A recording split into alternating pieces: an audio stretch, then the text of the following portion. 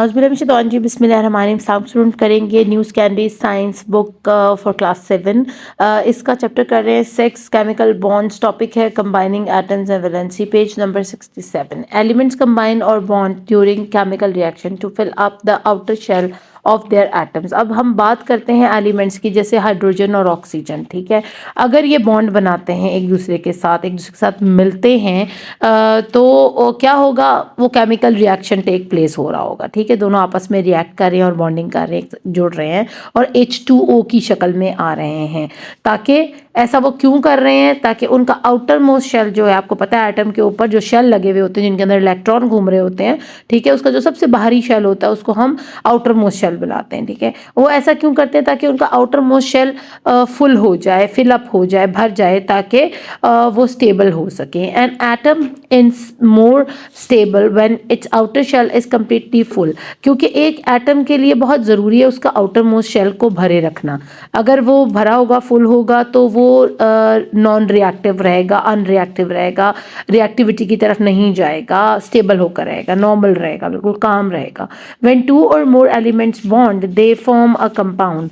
अब जब दो एलिमेंट्स आपस में जुड़ते हैं तो वो क्या करते हैं, वो कंपाउंड बना देते हैं। जैसे कि आपके पास H2O की ही दोबारा से मैं मिसाल देना चाहूँगी, इसमें भी दो ही एलिमेंट्स हैं, जैसे हाइड्रोजन के दो और ऑक्सीजन का एक। जब ये दोनों आपस में मिलते हैं तो ये एक कंपाउंड बनाते हैं, यानी पानी, एक ऐसा सब्सटेंस जो दिखने में हमें लगता ही नहीं कि ये दो गैसेज हैं, जो आपस में कंपाउंड बनाकर लिक्विड की शक्ल इख्तियार कर चुकी हुई हैं।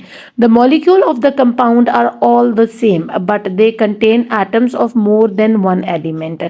अब उसके जितने भी मॉलिक्यूल्स हैं ना, जो टू या टू से ज़्यादा हैं, जो आपस में जुड़े हुए हैं, वो क्या कर रहे हैं, हैं तो वो सारे सेम, लेकिन उनके अंदर दो डिफरेंट या दो से ज़्यादा डिफरेंट एलिमेंट्स मौजूद हैं। ठीक है, दिखने में वो सारे मॉलिक्यूल्स एक, यानी पानी का कतरा या ग्लास हो, आप ग्लास में पानी देखो तो वो भी पानी ही होगा, चाहे एक कतरा हो गिरा हुआ कहीं नजर आए, वो भी आपको पता चल जाएगा कि ये पानी गिरा हुआ है। ठीक है ना, तो पानी एक कतरे की शक्ल में हो या एक ग्लास या एक टब या समंदर की शक्ल में, पानी पानी होता है, यानी पानी का मॉलिक्यूल पानी ही होता है, लेकिन उसके अंदर दो डिफरेंट एलिमेंट्स जुड़कर उसको पानी की शक्ल देते हैं। यहाँ वो यही आपको समझाने की कोशिश कर रहे हैं, और उम्मीद करती हूँ कि मैं भी कामयाब हुई आपको ये बात समझाने में कि मॉलिक्यूल हमेशा दिखने में सेम होते हैं। दूध का मॉलिक्यूल दिखने में सेम ही होगा, लेकिन वो दो डिफरेंट एलिमेंट्स को जोड़ने के बाद दूध की शक्ल में आया है। ठीक है, valency describe how easily an atom can bond with another atom और मॉलिक्यूल।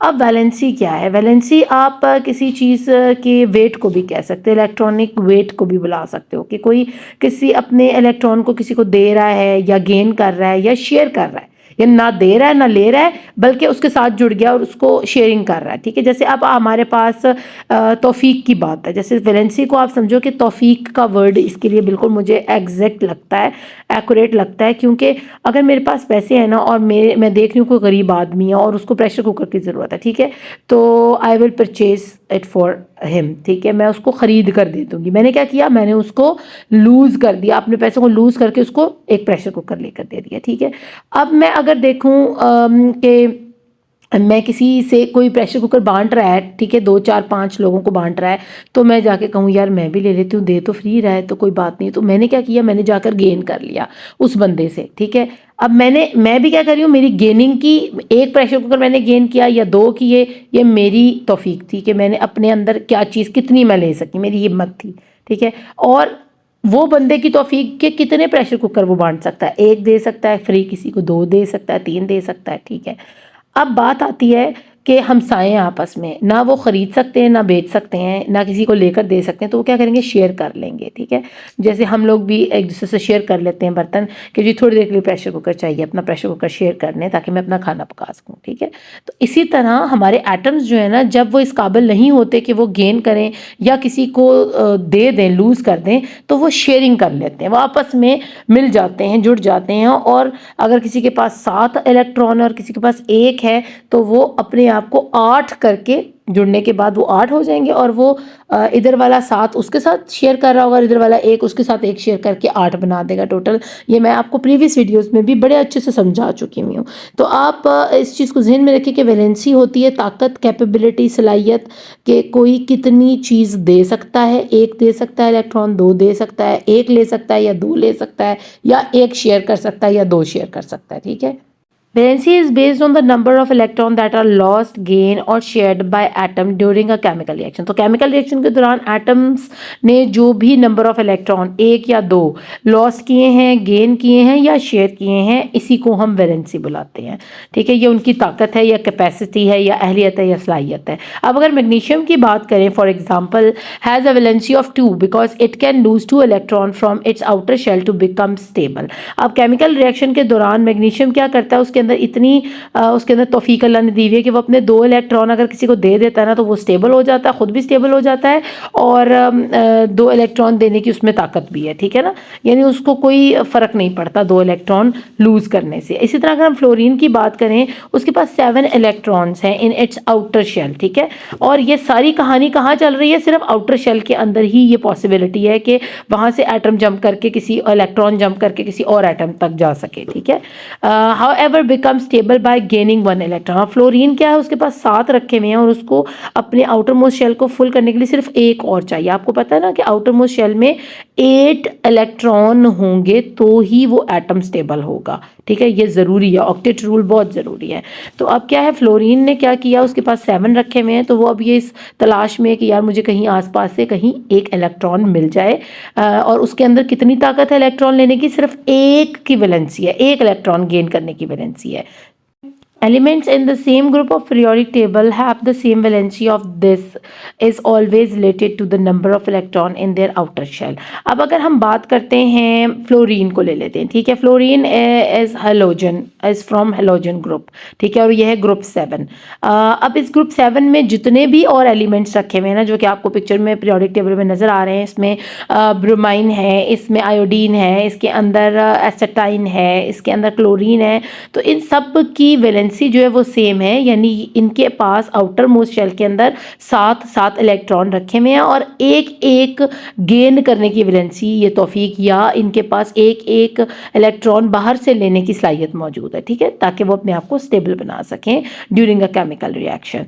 अगर हम बात करें noble gases की, have a valency of 0 because they do not combine with other elements। अगर आप noble gases की बात करें तो मैंने आपको पहले भी बताया था कि noble gases जो है ना inert gases होती हैं, they do not undergo any chemical reaction, ठीक है। वो किसी से बात करना पसंद ही नहीं करती, क्योंकि वो हमेशा अपना outer most shell जो है ना 8 इलेक्ट्रॉन से भर कर रखती हैं। उनका अल्लाह की तरफ से भरा हुआ होता है, ना वो किसी से मांगती हैं ना किसी को देती हैं। वो कहती हैं भाई हमसे तो दूर हो, हमारे पास कोई ना आए, ठीक है। तो हमें ज़रूरत ही नहीं किसी से बात करने की। थोड़ी सी एरोगेंट टाइप होती हैं, रूट किस्म की होती हैं ये, ठीक है। लेकिन नोबल इनको कहा गया है क्योंकि किसी किस्म की रिएक्टिविटी शो नहीं करती, किसी के साथ पंगा नहीं लेती, लड़ाई नहीं लेती, फाइट नहीं करती, ठीक है। एक और चीज़ जो बहुत ज़रूरी है आपको बतानी है, मैं अगेन पीरियोडिक टेबल पर आपको दिखा देती हूँ कि जो भी इस एक ग्रुप के अंदर, यहाँ नंबर 1 ग्रुप है, नंबर 2 ग्रुप है, नंबर 3 है, 4 आपके पास इस तरह रिस्पेक्टिवली 8 ग्रुप रखे हुए पीरियोडिक टेबल में। तो हर ग्रुप जो ऊपर से लेके नीचे तक जितने एलिमेंट्स हैं ना, अगर पहले वाले की वैलेंसी या उसमें सलाहियत है सिर्फ 1 इलेक्ट्रॉन गेन करने की, तो बाकी नीचे वालों में भी उतनी ही वैलेंसी होगी, यानी उनकी सेम वैलेंसी होगी। इस तरह अगर ग्रुप 2 में 2 लूज़ करने की वैलेंसी है इलेक्ट्रॉन, तो बाकी सब में भी नीचे तक, ऊपर से लेके नीचे तक सब की वैलेंसी सेम होगी, 2 ही होगी। इसी तरह यही आपको इसमें वो समझा रहे हैं। बस इस पीरियोडिक टेबल के अंदर जो हमारे पास नोबल गैस का आ जाता है ना, ये 8 ग्रुप जो है, या इसको 0 ग्रुप भी बुलाया जाता है। 8 ग्रुप जो है इसमें 0 वैलेंसी है, ना ये लेते हैं ना देते हैं, इनके अंदर किसी किस्म का कोई लेना देना है नहीं, वैलेंसी का चक्कर ही कोई नहीं है इनके अंदर। पहले ग्रुप की बात करें, इस टेबल को देख लेते हैं। ग्रुप 1 हमारा एल्कली मेटल्स है, उसके अंदर नंबर 1 जो है हमारे पास electron in outermost shell वो 1 है, ठीक है। अगर हम हाइड्रोजन की बात करते हैं और एल्कली मेटल में सबसे ऊपर रखा हुआ है हमारे पास, तो उसमें क्या हो गया कि उसने 1 इलेक्ट्रॉन है उसके आउटर मोस्ट शेल के अंदर, तो मे बी या तो वो शेयर करेगा किसी के साथ जाके अपने आप को स्टेबल बनाने के लिए, या फिर वो लूज़ कर रहा है अपने उस 1 इलेक्ट्रॉन को। और अगर दूसरे ग्रुप की बात की जाए तो उनकी वैलेंसी क्या है, वो दो दो इलेक्ट्रॉन या तो शेयर करेंगे या लूज़ करेंगे। इसके बाद हम बात करेंगे नंबर 3 ग्रुप की, उसमें 3 की वैलेंसी है उनके पास, वो 3 इलेक्ट्रॉन उनके आउटर मोस्ट शेल में हैं, तो मे भी वो जाकर शेयर करें किसी और के साथ, यानी अगर किसी और के पास रखे हुए हैं तकरीबन 5, ठीक है, तो वो उनके साथ अपने 3 शेयर कर लेंगे तो वो भी 8 बन जाएंगे और उधर वाले भी 8 बन जाएंगे, ठीक है ना, तो वो आपस में शेयरिंग कर लेते हैं। तो ये डिपेंड करता है कि आउटर मोस्ट शेल में आपके पास कम है या ज़्यादा है। अगर जैसे आप 5वें ग्रुप की बात करो, उसमें 5 आउटर मोस्ट शेल में रखे हुए हैं और 4 की उनकी वैलेंसी है, तो 4 वाले ग्रुप में 4 की वैलेंसी और 5 वाले ग्रुप में उनके पास 3 की वैलेंसी, यानी अगर वो 3 अपने साथ गेन कर लेते हैं ना, किसी के ले लेते हैं, तो वो स्टेबल हो सकते हैं। इसी तरह ग्रुप 6 और 7 की बात है कि अगर उनकी वैलेंसी 2 और 1 है, यानी वो उनके अंदर इतनी हिम्मत है कि वो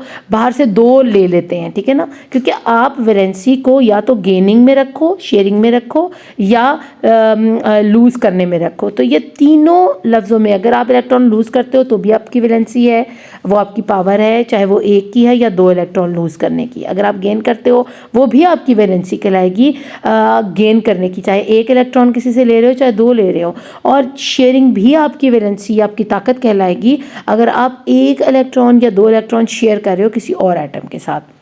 तो बच्चों, जहाँ वैलेंसी हमें ये बताती है कि कोई एटम कितने इलेक्ट्रॉन गेन, लूज़ या शेयर कर सकता है, वहीं पर valency can be use to find the chemical formula of a compound. तो ये हमारी मदद करेगी किसी भी कंपाउंड के केमिकल फार्मूले को भी पता लगाने में। एग्जाम्पल के तौर पर आप देख रहे हो, what is the formula of calcium chloride, ठीक है, calcium is in group 2। Calcium एक एलिमेंट है जो ग्रुप 2 में लाई करता है इन अ प्रोटोटिक टेबल, और इसका सिंबल जो है वो Ca के तौर पर कैल्शियम को शॉर्ट फॉर्म में लिखा जाता है। क्लोरीन लाई करता है ग्रुप 7 के अंदर पीरियोडिक टेबल में and has the symbol Cl, और इसका जो केमिकल सिंबल बनता है वो Cl है, यानी शॉर्ट फॉर्म में हम इसको ऐसे लिखते हैं। So the formula of calcium chloride is CaCl2। अब ये कैसे हुआ? अब आप यहाँ पर ये छोटा सा एक स्वैप हुआ हुआ देख रहे हो डायग्राम, जिसमें आपके पास कैल्शियम का सिंबल और क्लोरीन दोनों का सिंबल लिखा, क्लोराइड दोनों का सिंबल लिखा हुआ है। आपने क्या करना है, आपने इनकी वैलेंसीज इनके नीचे लिखनी है। पहले आपने सिंबल लिखने हैं, किसी भी आप एलिमेंट को लेकर किसी भी ग्रुप में से आप उसका फॉर्मूला जनरेट कर सकते हो। जैसे हमने यहाँ पर ग्रुप 2 में से कैल्शियम को लिया और ग्रुप 7 में से क्लोराइड को लिया। अब उनकी वैलेंसीज लिखी। कैल्शियम के अंदर ताकत थी कि अहलियत थी या कैपेबिलिटी थी कि 2 इलेक्ट्रॉन लूज या गेन या शेयर कर सकता था, तो हमने उसके नीचे 2 लिख दिया। क्लोराइड के अंदर उसकी जो वैलेंसी थी वो 1 इलेक्ट्रॉन शेयर गेन या लॉस करने की थी, तो वो हमने उसके नीचे लिख दिया। अब हमने क्या किया, कैल्शियम की वैलेंसी को स्वैप करवाया टूवर्ड्स क्लोराइड और क्लोराइड की वैलेंसी को स्वैप करवा दिया टूवर्ड्स कैल्शियम। तो हमारे पास अब इसका फॉर्मूला क्या आ गया, कैल्शियम ने अपना 2 दे दिया क्लोराइड को और वो बन गया Cl2, और क्लोराइड ने अपना 1 इलेक्ट्रॉन दे दिया कैल्शियम को, और 1 हम क्योंकि लिखते नहीं हैं, उसका लिखना ज़रूरी नहीं होता, इसलिए Ca ही के तौर पर नज़र आ रहा है आपको। इस तरह किसी भी कंपाउंड का केमिकल फार्मूला मालूम करने को हम क्रॉस ओवर मेथड भी बुलाते हैं, यानी ये वाला तरीका क्रॉस ओवर मेथड के तौर पर भी जाना जाता है। अगर हम देखें कि यहाँ पर एक और एग्जांपल हमारे पास है अमोनिया की रखी हुई, ठीक है। Ammonia is made by combining nitrogen with hydrogen, so the formula of ammonia is NH3। हमारे पास जो अमोनिया गैस है ना, वो नाइट्रोजन और हाइड्रोजन को आपस में मिक्स करने पर, अब हमने अगेन नाइट्रोजन के लिए N उसका केमिकल नाम लिख दिया यहाँ पर उसका शॉर्ट हैंड राइटिंग में, और H लिख दिया हाइड्रोजन के लिए। N की जो वैलेंसी थी यानी उसकी इलेक्ट्रॉन गेन, लूज या शेयर करने की वैलेंसी 3 थी और हाइड्रोजन की 1 थी, तो हमने इनको स्वैप करवाया, यानी क्रॉसओवर मेथड के तौर पर हमने जो नाइट्रोजन के 3 की वैलेंसी थी वो दे दी हाइड्रोजन को, और हाइड्रोजन ने अपनी 1 वाली नाइट्रोजन को दी। अब 1 को क्योंकि शो नहीं किया जाता इसलिए N को हम सादा लिखेंगे, और H के पास क्योंकि नाइट्रोजन की वैलेंसी आ चुकी है तो इसलिए हम हाइड्रोजन के साथ H3 लिखेंगे। यहाँ टेस्ट योर सेल्फ में आपको क्वेश्चन नंबर 5 में क्रॉसओवर मेथड के लिए कुछ केमिकल फार्मूलाज दिए गए हैं, जिसमें आपको फाइंड करना है क्रॉसओवर मेथड का कैसे सॉल्व हुआ। तो मैंने आपके लिए यहाँ किया ताकि आप इसकी प्रैक्टिस कर सको। यहाँ आप CO2 देखें तो कार्बन के पास 2 की वैलेंसी थी, ऑक्सीजन के पास 1 की, दोनों ने स्वैप किया अपनी-अपनी वैलेंसीज़ को, कार्बन के पास 1 आ गई, तो उसको लिखने की ज़रूरत नहीं, इसलिए हम कार्बन को सिंपल C लिख रहे हैं और ऑक्सीजन के पास 2 आ गई कार्बन की वैलेंसीज़, तो हम उसके साथ 2 लिख रहे हैं, ठीक है? तो ये CO2 बन गया यानी कार्बन डाइऑक्साइड। आगे H और O की हाइड्रोजन और ऑक्सीजन की वैलेंसीज़ को स्वैप करवाया गया, तो हमारे पास H2O यानी वाटर आ गया। NaCl यानी सोडियम और क्लोराइड को जब हमने आपस में स्वैप करवाया इनकी वैलेंसीज़ को, क्योंकि सोडियम की भी 1 थी और क्लोराइड की भी 1 थी, तो हमारे पास दोनों की स्वैप करने पर भी वो सेम ही रहे, उनमें कोई चेंजिंग नहीं आई, NaCl ही रहा। तो मुझे उम्मीद है कि आपको अब इस टॉपिक की बहुत अच्छे से समझ आ गई होगी और अब आप क्रॉस ओवर मेथड चाहे कोई भी एलिमेंट हो, आप खुद से भी ट्राई करके, आप सर्च करके इंटरनेट के ऊपर उनका खुद से क्रॉस मेथड के थ्रू केमिकल फार्मूला बना सकते हैं। अपना खूब ख्याल रखिएगा। Thank you for watching. अल्लाह निगहबान।